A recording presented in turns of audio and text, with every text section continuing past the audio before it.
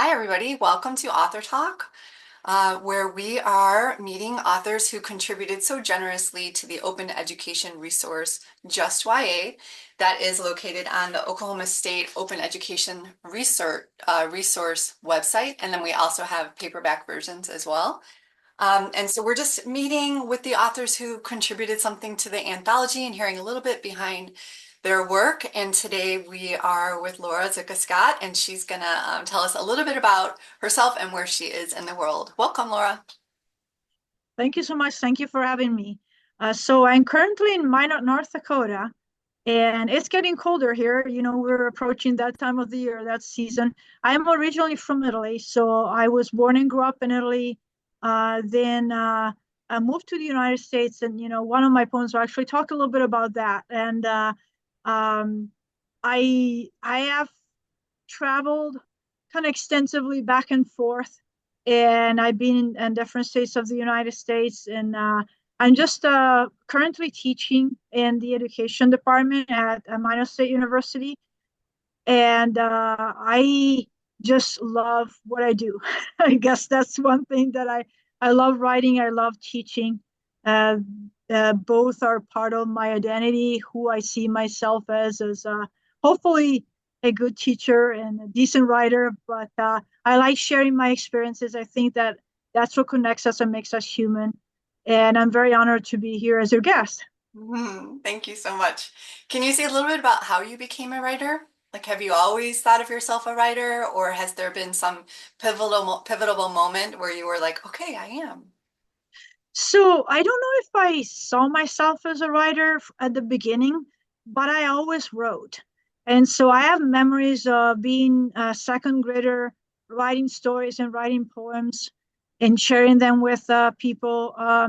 My teacher actually gave me an opportunity to share with, excuse me, with my school. And I remember being very intense as a 7-year-old, trying to type everything correctly and making sure everything looked good.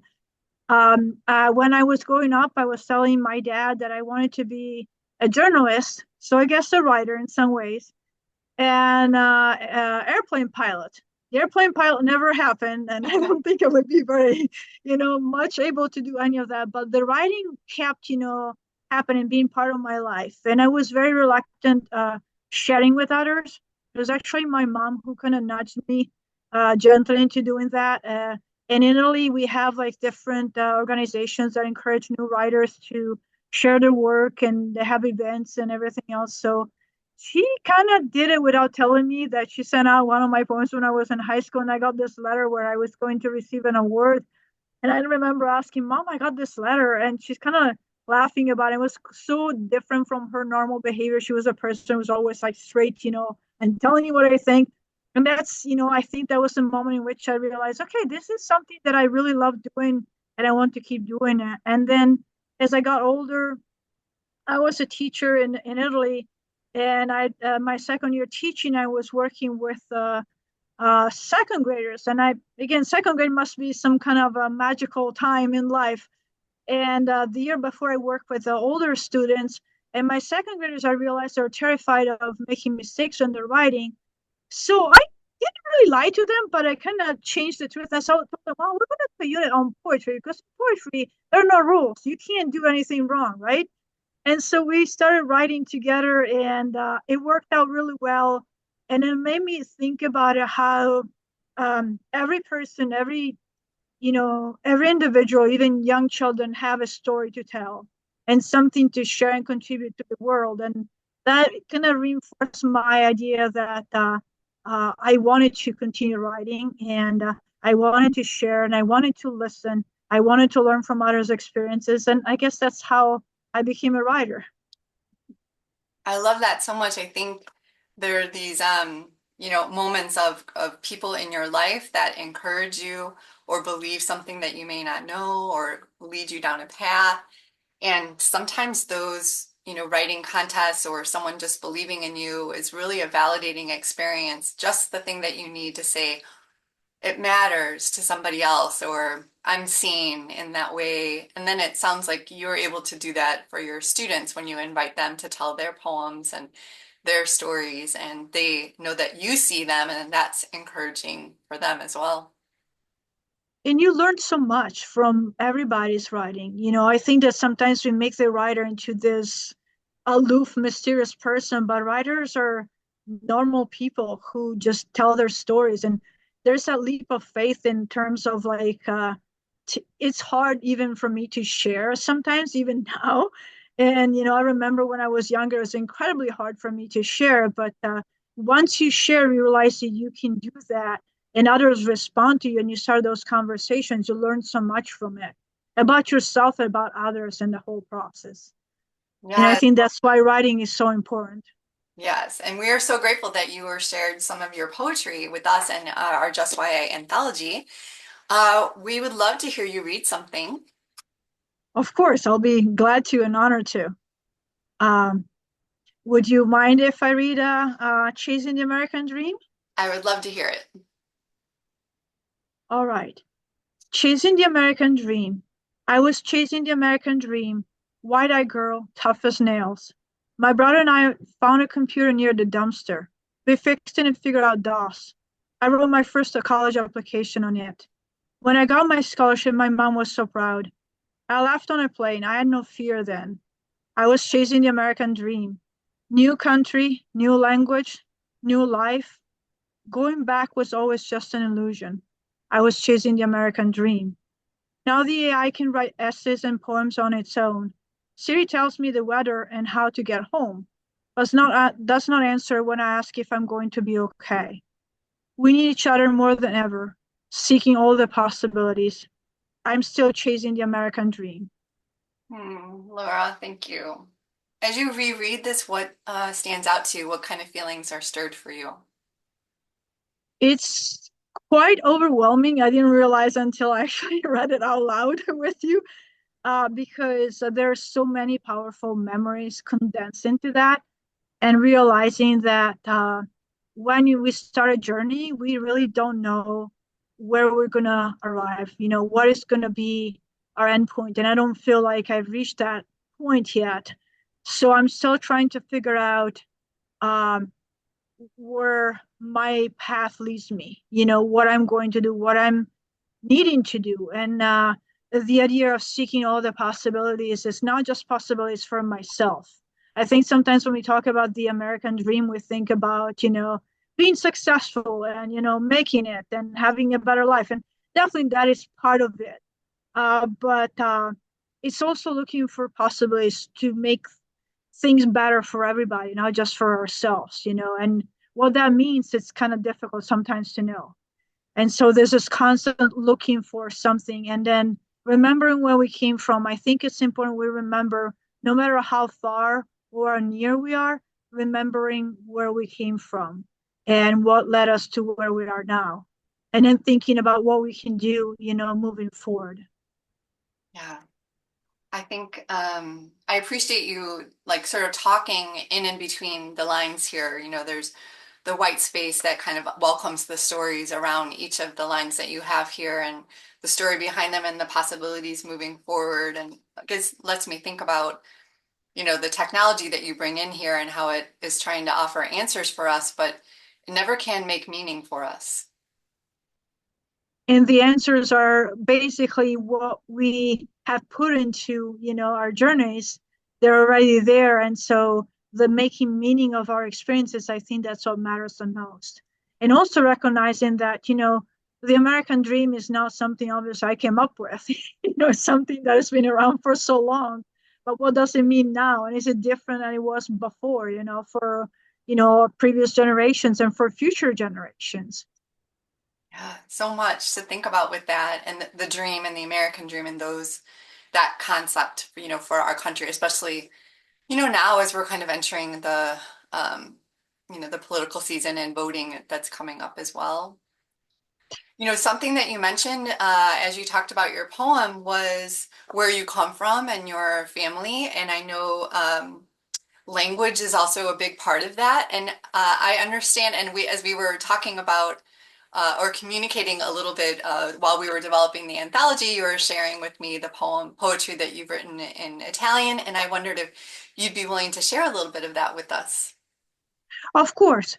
Yes. And this one, so one interesting thing, well, I think it's interesting, is that I write, sometimes I will start a poem in one language and end it in a different language. And so I going back and forth between languages. So this one actually is the Italian version, which is the original version. There's also an English version of it, but I'll read you the Italian version, uh, and I'll give you a little bit of context. Is this a memory of my father learning how to ride a bicycle, which I think is a common experience for many of us. And some of that is blended in with my experience of learning how to ride the bike with my dad. And unfortunately, my dad lost his father, during the war. So there is also, significance there. And I wanted to preserve that memory because I think it's so unique and yet is so relatable for all of us. So without further ado, I will read the poem in Italian. So this is titled Pronto, which means ready. And then I'll go back to Italian. I won't change until the end. Okay. Pronto? Sei pronto adesso? Le sue dita da suonatore di pianoforte, leggermente ingiallite dalla nicotina, toglievano gli stabilizzatori dalla mia bicicletta verde. Un leggero odore di sigaretta alleggiava sui suoi capelli castano chiaro, mentre si chinava e mi sorrideva. Era un po' sconcertato dalla nuova promessa di libertà e mi appoggiavo a lui. Avevo 5 anni. Il prato vicino al campo di calcio era silenzioso quel primo pomeriggio d'estate. Solo un paio di cicale cantavano. Con i miei piedi sui pedali e le mani strette sul manubrio cercai di bilanciarmi. Sentivo la presa salda di mio padre sulla bici. Non ti preoccupare, non ti lascio. Fino a quando non tolse la mano. Sei pronto adesso? E i nostri occhi azzurri e verdi si incontrarono in un trionfo silenzioso. Continuai a pedalare. Non caddi. Ridevo, lui rideva con me. Le nostre avventure ne furono interrotte dalla guerra, ma mi ricordai. Sei pronto adesso? E non caddi. Hmm. Laura, it's so beautiful. I know a little Italian and a little Spanish, and but mostly I feel like I'm hearing my grandfather's voice coming through, which is really lovely. So tell us a little Thank bit you. about how it felt reading that for us. So, this is my dad didn't talk about his father passing because of the circumstances are very tragic. And then fairly recently started telling me all of these stories. And I think that this story is particularly touching to me because I remember when my dad taught me about the same age. My dad was 5, 6 year old, and that's about the same age when my dad taught me how to ride a bike. And I was a stubborn kid, so I started trying to. I took the stabilizers, the wheels, like the training wheels, and on my own, I took them off the bike, and I was trying to hang on to like a wall to balance myself. And my dad says, "Okay, let's do this a different way." So he was like, he taught me how to ride, and then he was telling me about how he learned to ride with his dad, and just these two memories in some ways are kind of blending together. I think does my dad doesn't realize how important his influence has been for me, both my mom and my dad and my family in general. And so reading this poem again brings back my memories and his memories. And I'm trying to honor my dad's memories and my grandfather's legacy. I'm from Albert, I didn't never get a chance to meet him because I think that it's important again that we know where we're coming from and what these experiences are normal human experiences, but they're so much more meaningful because we can connect with the others. And I think that, one of the things that we want to, at least I personally want, from poetry is to encourage, kindness and compassion and connectedness among human beings. And I feel like we need a lot of that. And so that's, it's very emotional for me to read and share with you. And I appreciate you for giving me this opportunity. Well, I appreciate you sharing it. I think well, it's a gift for us to hear for sure. And I think, this anthology is intended to be for, teachers and high school students and to inspire, and these interviews as well as to think about writing and think about literature in a way that sort of nurtures our lives and helps us make meaning. And, in schools, we ask our students to write a personal narrative. And sometimes I don't think teachers always think about how a poem can be the narrative.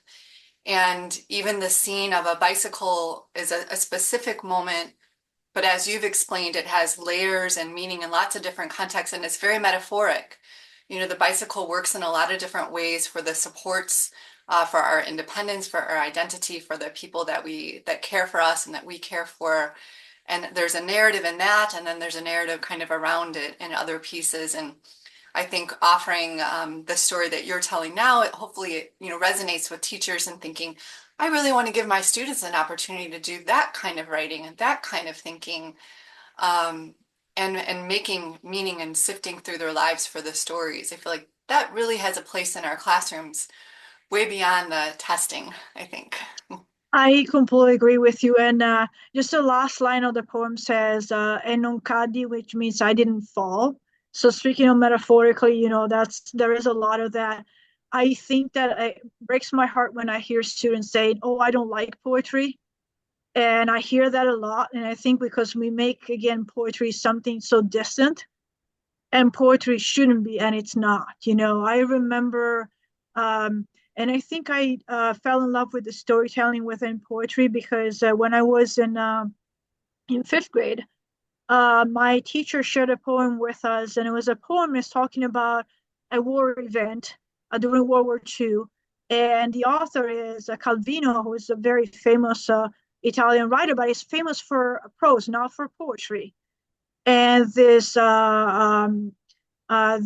poem is actually, I didn't know at the time, it's actually being put to music, Oltre il Ponte, Beyond the Bridge. And it stuck with me because, again, it condenses so much in just a short, length. Sometimes we can read 50 pages of a history book and learn the facts, but not understand the human experience behind it. And in that case, it was apparent to me as a 10-year-old what the human experience was. And I think when we do justice to poetry by encouraging our students to tell their stories, to learn about other people's stories, it doesn't matter whose story it is, really, because the stories are all part of the human experience. I'm a qualitative researcher by training. So, I do phenomenology, I look at lived experiences. And I think that, again, we do a disservice when we don't encourage our students to see poetry as sharing, experiences and expressing themselves and using their language, their voice, and then learning about other people's voices. And I also cringe when people say, well, that's too old, our kids will not understand it. It's not true. It depends how you present it. And we don't give justice to our students that are a lot smarter than we give credit, them. Sometimes we feel like, oh, they're not prepared, they're not ready. Well, they're ready if they want to be ready. And as a young reader, when I read something, I read it at the level I was ready mentally, emotionally at that time. Then I go back, I think we all had that experience if we like reading, go back and read something like, oh, I never caught that one when I read it the first time. Right? So poetry is like that. It should be something exciting, like finding a new friend, somewhere. At least that's how I feel about it. As you can tell, I'm pretty passionate. So Yes. yes. Yes. Well, Laura, I couldn't be more happy in this time with you because I feel like we're kindred spirits. I feel so passionate about the writing of poetry as well, and what a joy it has been to speak with you for this time. And I look forward to sharing this conversation with other teachers. I wonder, what are you working on now? Maybe you have a study that you're working on. Maybe you're still writing some poetry. What's kind of happening in your writing life? So in my writing life, we are actually working with a colleague of mine on AI and how to actually incorporate AI in a positive way in the classroom. You hear a lot of concern, and the concern is, understandable, but figuring out ways to just incorporate, encourage people to write by using AI in a way that is empowering as opposed to a passive, receptacle of information. And that's one side of my work. The other side of my work is more poetry related. I submitted a manuscript for consideration for publication. It's a collection of my poems, and it's bilingual, so it's English and Italian. And I'm kind of keeping my fingers crossed. I haven't heard anything yet, so it's under review. and it's always exciting, but obviously the wait time is the hardest part, and I know there is a time where you just have to sit patiently and just wait and give people time to look at it. But I'm hoping that something will come up from it. I submitted another poem is under review for possible publication. That's in Italian. I haven't heard from that yet, and so I'm still working on it, and I'm teaching multiple classes, so our students are keeping us busy as well, which I don't mind it at all. But that's pretty much my life. But I'm continuing writing and trying to um, make some advances, and that I really, really want to share my poetry both in English and Italian. And the way the manuscript I prepared is that there is a poem, there's the quote unquote the Italian version, and then there's the English version. And it's not literal translation because you can't really translate literally poetry, but it's a very close translation. I try to, and it's interesting because some of them were written originally Italian, some of them were written originally in English. So I had to do a lot of thinking about how that would fit and look like, and what about the rhythm and the voice, and staying true to the two different languages. So I'm keeping my fingers crossed. I'm kind of like hoping that I will hear from them soon, but I don't know yet. So maybe coming up soon. Wonderful. That's so great. As I'm listening to you, I just keep thinking about our multilingual students, and I hope that teachers are listening to you and, inviting them to write, in whatever language serves them their idea best first, or simultaneously, and just to draw on all the language that they know and all the ways that they know of expressing themselves. And I think your explanation here of expression and preferences and meaning making are all the reasons that teachers need to ask students like, hey, why don't you try it? Try it in a different way and see how that serves your thinking and it maybe feels And a bit different. sorry, I didn't mean to interrupt you, but you just made me think about something. When I was teaching in the public school system back in Italy, at one point I had a child whose first language was not Italian, and I told him, "Why don't you write in your language a poem?" And he said, "Well, you won't be able to read it." I said, "Well, then I'll have to count on you to explain it to me, right?" And he kind of chuckled about it, and he said, "Yes, I guess so." And what it does for me is that it makes us think more deeply about what we're writing and what we're trying to say. So it's a really good exercise, and it really doesn't matter which language you're using; it can be any language. And as teachers, we shouldn't be afraid of kind of putting ourselves a little bit out there, and taking a few chances. I completely agree with you when you're, that's why I was nodding and saying, yes, absolutely. Whatever feels comfortable. And sometimes even blending. And we have examples of authors in the United States who blended Spanish, and English. And you see how authentic that feels when you read it. And it doesn't matter if you don't know Spanish, or English for that matter. It matters what authenticity you can find, and then you'll figure out how to understand fully the message, excuse me, fully the message of the author. So Yes. Yes, there's a few in here that have English and Spanish and a couple that have English and Cherokee or Dene, yes. so different indigenous languages as well. And I remember one of the authors, Christine Hartman-Durr, I messaged her and I said, I'd like to read your poem, but I want to know the Remember. pronunciation of the Cherokee, and so she helped me a little and then I had to listen to some and I was walking around the house practicing before I read it out loud in class just to make sure that I was thinking through that. And I think that's another piece too. It was a little uncomfortable for me, but as I was learning the words and practicing, I was starting to understand why that word wasn't an easy translation. It was something else. And so stepping into multilingual poems, I think, is a beautiful thing too. Yeah. And you can't always translate everything because the culture and the language are so intertwined, so I remember you reading that poem. I listened into you reading the book, and I was fascinated, because yes, that's beautiful, and a beautiful poem too. So Yeah, thank you. Well, as we close our time together, is any final words, anything else you want to say to the teachers or the students reading your poems? I would just say, keep reading, keep writing, keep being yourself. Don't be afraid to take chances. Um, don't do what I did, that I kept, my poems in hiding, for a long time. Just be, be brave and share, because I think we can all learn so much from each other. And, poetry and writing is a part of who we are naturally as human beings.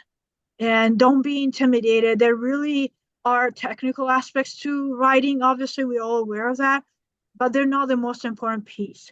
There are some points that are raw and beautiful, and you can tell that the person just wrote from their heart. And I think that's what really matters.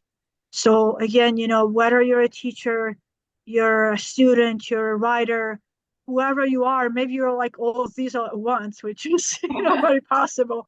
Just go for it. Don't be afraid. Chase your dream, like going back Yeah. to chasing dreams. Well, thank you so much, Laura. It was so great to be with you. Thank you for having me. Thank you so much.